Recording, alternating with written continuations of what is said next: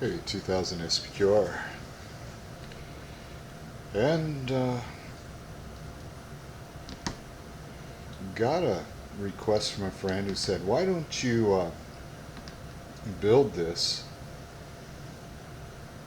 and make it metallic in color like you did your Queen Mary build? I thought, that's an idea. So I'm going to take this kit and turn it into what I would call an Admiral's model. Like, say, you walk into Starfleet and you go to the office of some admiral, and on his desk is a metallic replica of a starship. I thought, yeah, why not? Sounds good.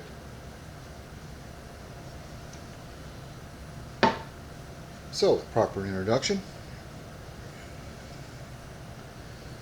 Let's see here. Never prepared. I'm never prepared. Okay.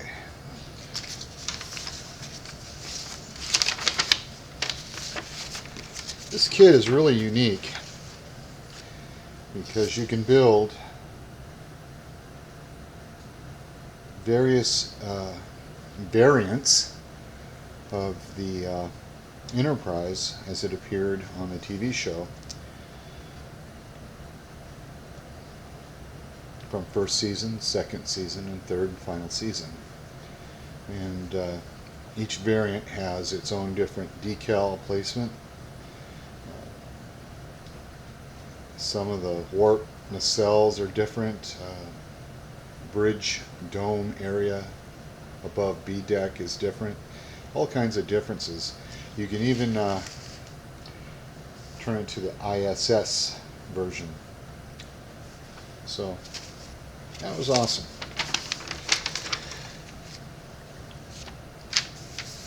Good quality plastic. The stand for this kit is very handsome. I was really pleased with this stand. It's just gorgeous. Forgive me if you can't see the insignia in there because of the color of black.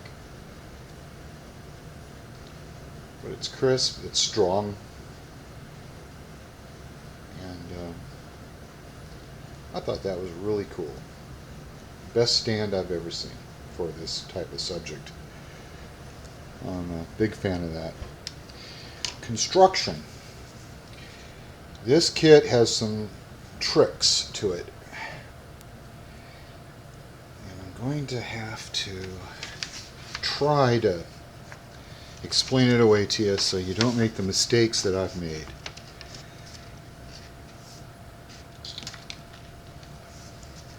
Now, as you can see, you insert these here, and you insert that here, and you put these together. Normal assembly. Well, literally, you've got to do it this way. You've got to put this piece on one side. You've got to put that little clamshell in there on one side.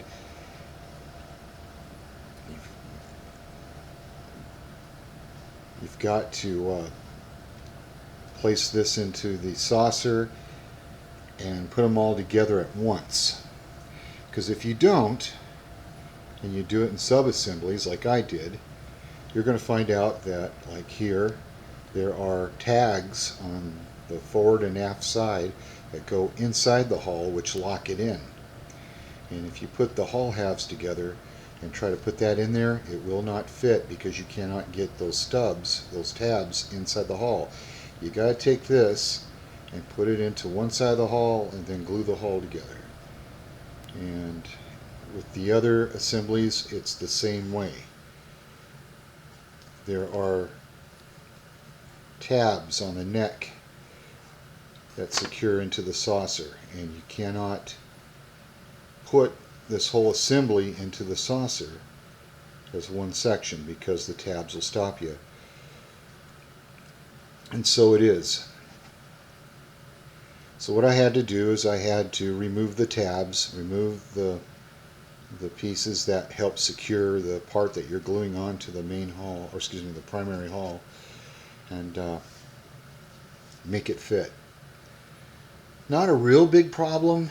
It just made me sad that I've lost the integrity of securing this part into here the way the designers wanted me to do it.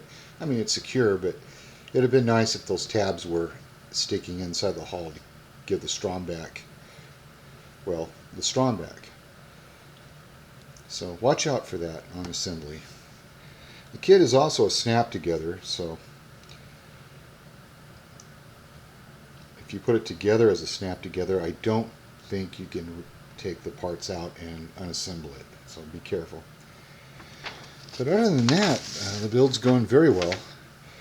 Second thing is, again, this. The pylon supports, these stanchions, the starboard and port stanchions, are too thick. Once you glue these two things together, you've got one big fat Lego. Once you glue it together, you've got to sand the port, and you've got to sand the starboard stanchions and bevel them and get them into shape. So be ready for that. And again with this is the centerpiece, which keeps the parts together. Once it inserts into here, you've got a gaudy, unsightful block that is not beveled, is not flush with the hull here, and you've got to sand this down in the center to make it flush with the hull. That is going to take you some time. Go easy on yourself. Take your time. Go slow on that. It'll eventually become flush and fit into the hull, blend in with proper sanding, etc., etc. But take your time on that, because that is probably the most mandatory. If anything about this kit, it's that.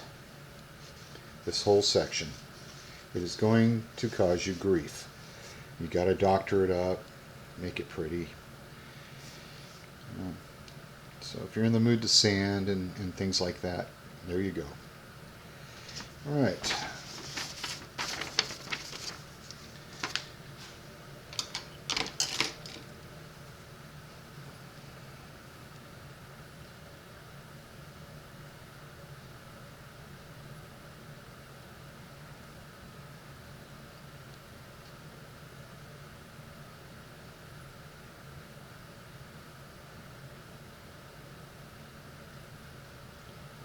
I took my time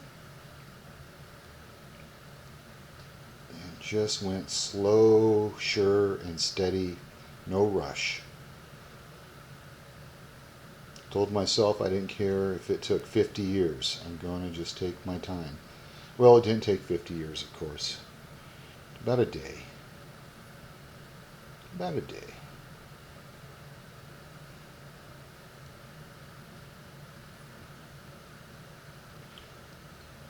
But when I get paint on this, it will blend in and you won't see it. Now for those beveled edges I was telling you about.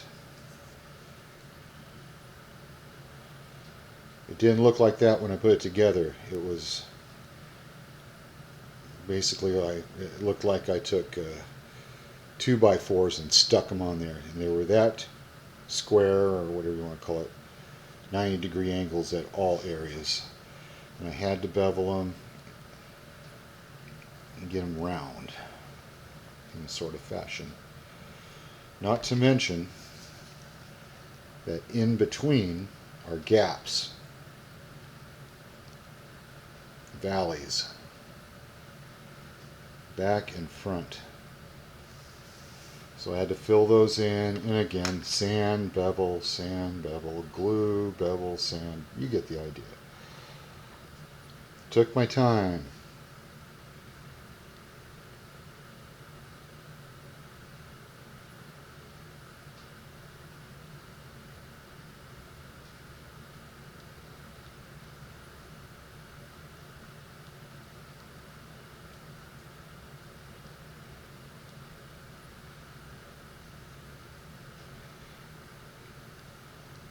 And I'm content with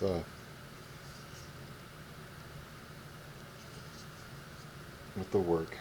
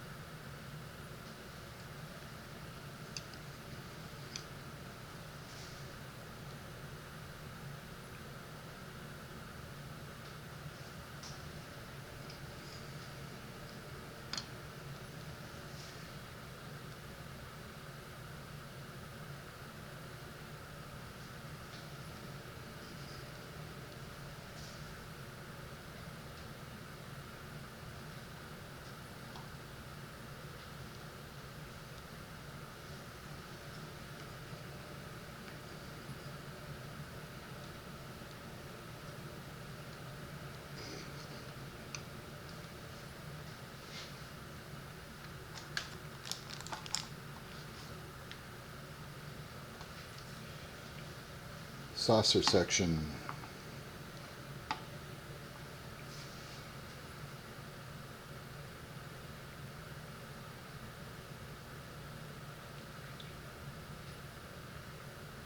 Very smooth construction, no problems with assembly.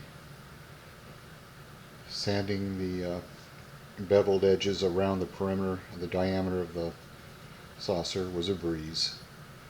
No issues.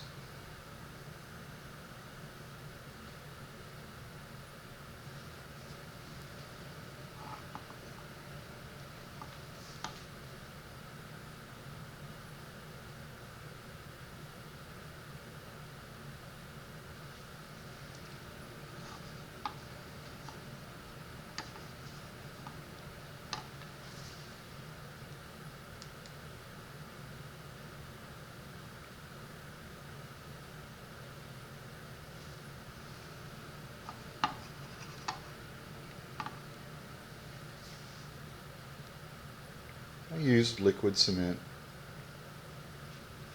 I thought I'd get a cleaner assembly with that, and it, it did the job.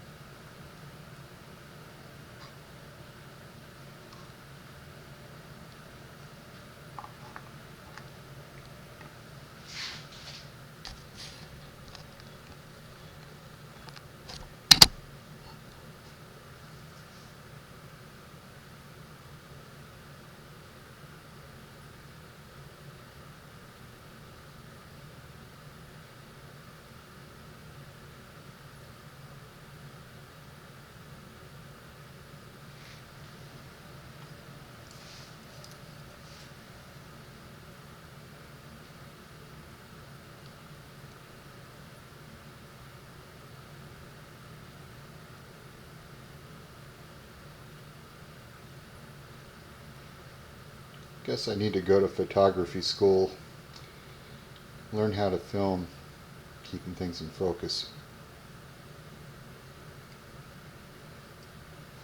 I don't think that's going to happen.